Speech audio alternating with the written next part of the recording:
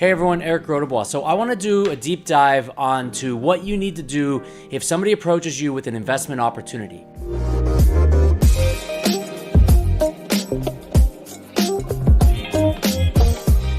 Okay, and it could be lots of different types of opportunities. I'll tell a particular story about this extreme example, but in general, this is the things you need to think about. Okay, so first things first. I want to see a good contract. I don't care what it is. I don't care if it's a real estate investment fund. I don't care if it's some sort of portfolio investment management. Whatever it is, I want to see a real contract. And then on that contract, and by the way, hold on, let me go back. In a real contract, you're going to have dispute resolution language.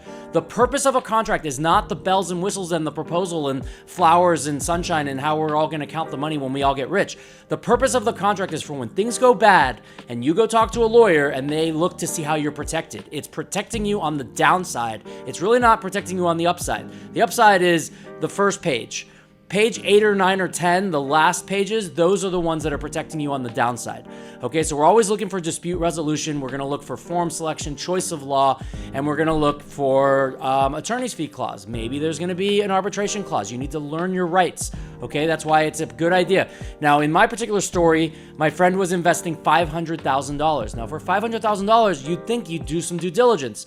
And just think, if you walk into a bank and you ask them for a loan for $500,000, you basically have to give them your kidney. And you're going to have to give them financial disclosures, and you have to fill out 100 forms, and they're going to do all this due diligence, deep dive on you. They're going to do your credit check. They might want collateral. They might want you to put up real estate. And so they're doing a deep dive on you, and it might be 100 pages of contracts that you have to initial every page. And, and most of us don't read it, but it's there for a reason. So in the flip side, if you're giving somebody $500,000, maybe you should make them go through some hoops. So number one, we need a really good contract. Number two, the contract should be in the name of a company. So then we need to do some basic due diligence on the company. How can we do that? Have you guys ever heard of Google? You can just Google it. Then the next step is once you start to connect the dots, you figure out what state it is. So we're here in Florida. Every separate state has its own corporate website. So if it's a Maryland LLC, you can go to the Maryland website to look up the companies. You can go to the Florida website, the Texas website. So let's then look in the company. Let's see if it's in good standing. Then if we find out that it's a Miami, Florida company that's registered and somebiz.org is our corporate website, then maybe I want to look in the Miami-Dade civil court search. And literally you Google that, Miami-Dade civil court search. Every county in America, to my knowledge, has a court website. So you find out what county it's in. So if it's in Fort Lauderdale, you would type in Broward civil case search. And I'm going to do a civil case search. I want to see if they've been sued. I want to see if they like to sue other people, right? Now, I might not be able to find everything, but at least I'm doing my due diligence. Then I want to look at the people. Same exercise. Where do they live? Let's look at their LinkedIn. Let's Google them. Let's look and see how many companies they're affiliated with by doing a search for officers on the state corporation website.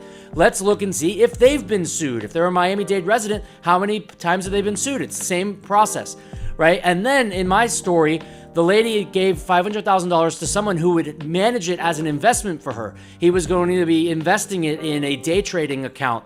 The day trading account was actually listed in the contract, but she didn't do any due diligence on him.